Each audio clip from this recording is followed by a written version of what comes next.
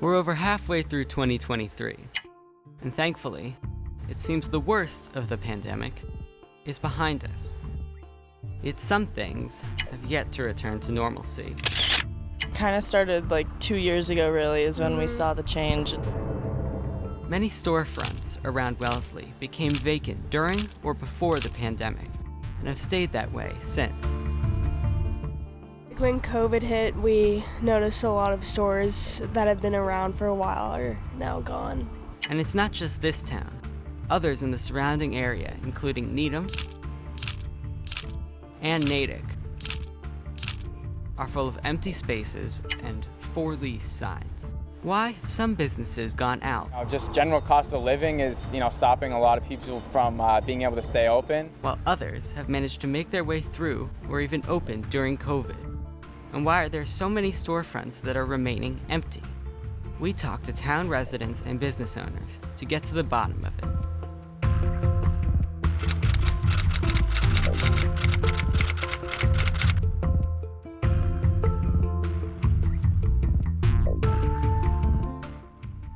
First, we reached out to Gigi's Coffee House and Roastery, a business that opened during the pandemic, to get some insight on the challenges they and other stores were facing and how they handled it. What were some of the difficulties you experienced opening and running a business during the pandemic? We had all the necessary equipment and materials to open a coffee roastery, but we were not in a position to have a storefront. So we set up an online website for our business. As a coffee roastery without a storefront, it is crucial to have spaces for interaction with our potential customers and various venues. The pandemic made it almost impossible. Did you ever fear that you would no longer be able to keep your business open? For our coffee roastery, we didn't spend too much on the startup costs and did not have any loans. However, for our coffee shop, we had to completely renovate the space from a gym to a coffee shop, which needed a huge investment. We started the project at the end of 2021 and struggled with high material and labor costs and all sorts of delays.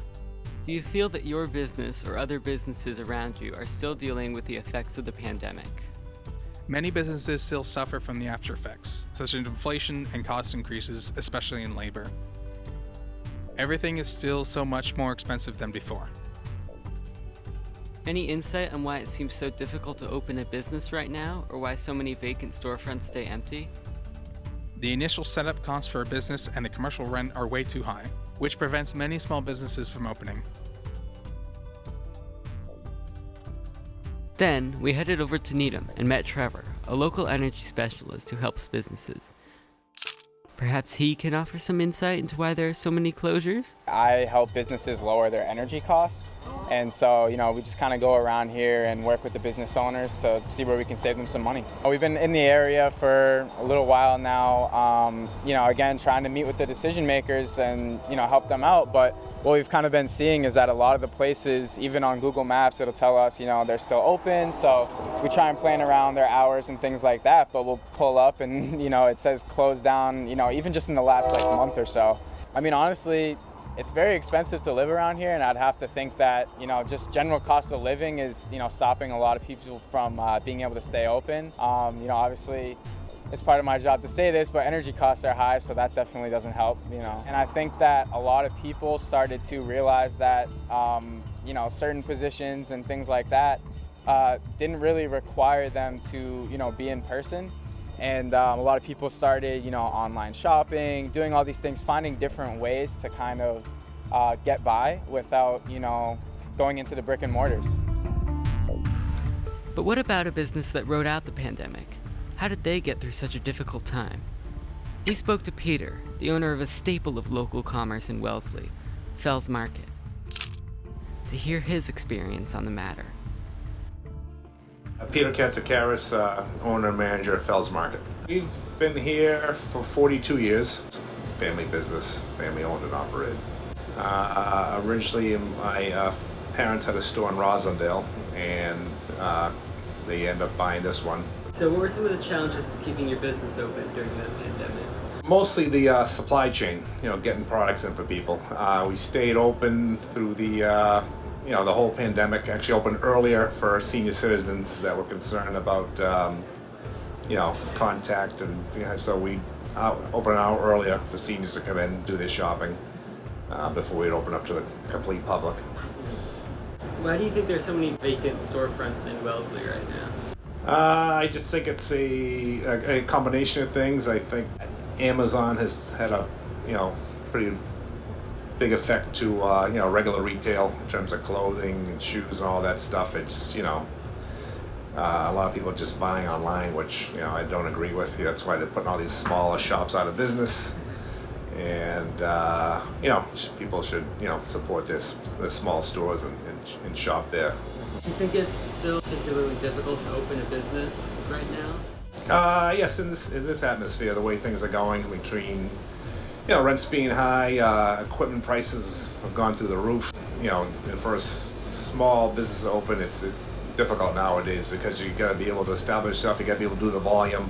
Did you ever fear that you would no longer be able to keep your business open? No, we have a pretty loyal, steady clientele. I think we provide a decent service to the neighborhood, and that's why I'm pretty sure that's why people come in here. We just try to be as competitive as we can for a small independent store. But it's not easy, but we try to do the best we can. We also stopped by Papa Wheelie's, a bike store in Wellesley, to get some of their experiences as a non-food business during the pandemic. My name is Michael. I am one of the managers here at Papa Wheelie's in Wellesley. We're a full-service bike shop. We've got a number of different makes and models, and we've got a full-service shop as well. We do group rides for the community. During the pandemic, it was kind of a double-edged sword, or blessing in disguise, if you will. The pandemic hit, everything stopped, right? And what naturally happened is people wanted to get back outdoors, so everybody was back on their bikes. Our issue and our challenge was keeping the doors open, servicing the bikes. Everybody wanted their bikes fixed too, so they could ride them. And it was in the March timeframe, right at the beginning of when our season would have begun anyway, so it was kind of quite unique. So what we ended up doing was we opened the doors for service, not sales, and we just took the bikes in the front door, took them in, rode them up, didn't interact with anybody, and then put them out the back door, and our service staff came in and kept the business open and running when nobody else would show up. So they kudos to Jose and his son and those guys over there. They kept it going for us. As far as supply and demand goes, we couldn't get anything. Couldn't get anything for a new bike, so we really zapped down what we had, but it also hit the supply chain like everybody else, and really just put a quagmire on it. We went from having no supply to last year having what I'll call meat and potato supply, not being able to get like choice high-end items in different sizes and that type of thing. And this year we're able to get the higher end stuff that we want, but that meat and potatoes stuff has kind of like overstocked, if you will. So now we're dealing with this accordion effect of COVID. Do you think it's still sort of particularly difficult to open and maintain a business during this time? Yeah, if you don't have a strong game plan or established already, know what you're doing, and make the most out of the season that you have. We have a season here, obviously a bike season.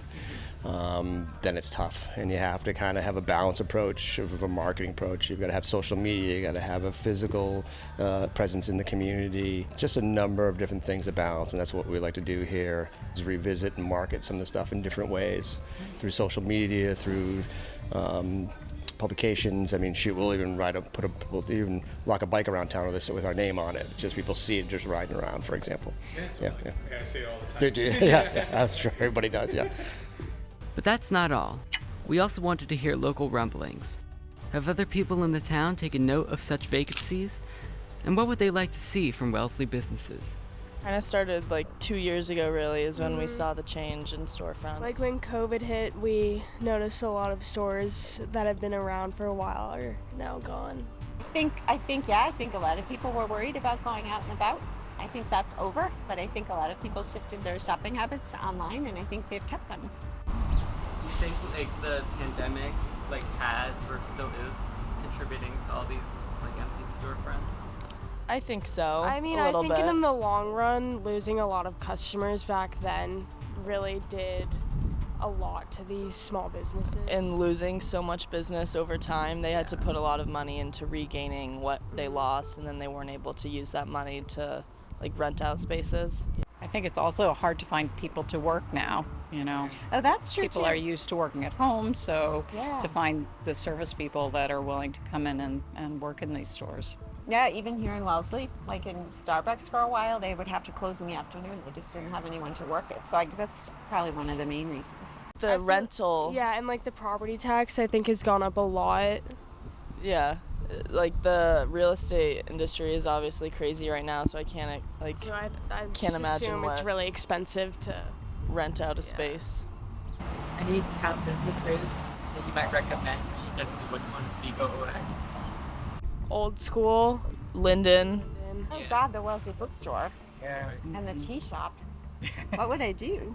I hope Roach Brothers stays forever. Captain Martin's. Captain Martin's, Altistrada. Some of the small ones like the olive oil store, or even across there, the Beauty in Maine, some of them it's kind of special in Wellesley that you can actually, the variety is kind of nice. Is there any like store or restaurant that you would like to see in these empty spaces? I like Clever Hand, but it'd be nice to have more artisan shops. Shake Shack. I'm definitely a big food guy. I always love to see, restaurants opening up and thriving as well. We just ate at one of the local Mexican spots for lunch, and, we also love Thai food. So really any of that, is, we're always happy to see that. Like, I think there's no Mexican restaurant. Yeah. I think there should be a Mexican restaurant. There should be a Mexican restaurant that isn't a chain. Yeah.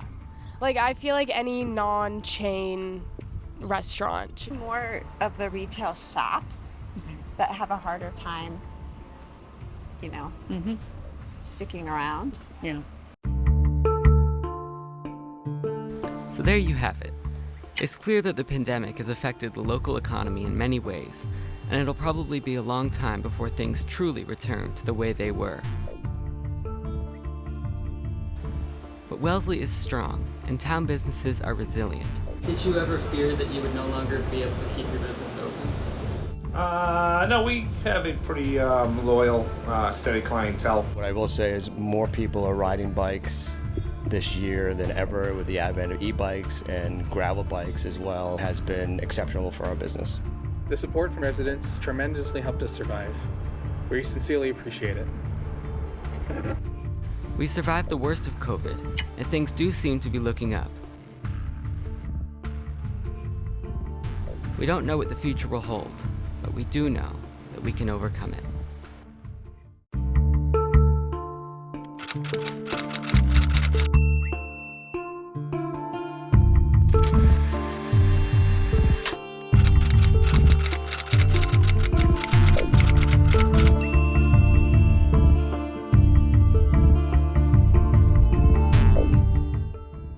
Do you have anything that you want to say to local business owners?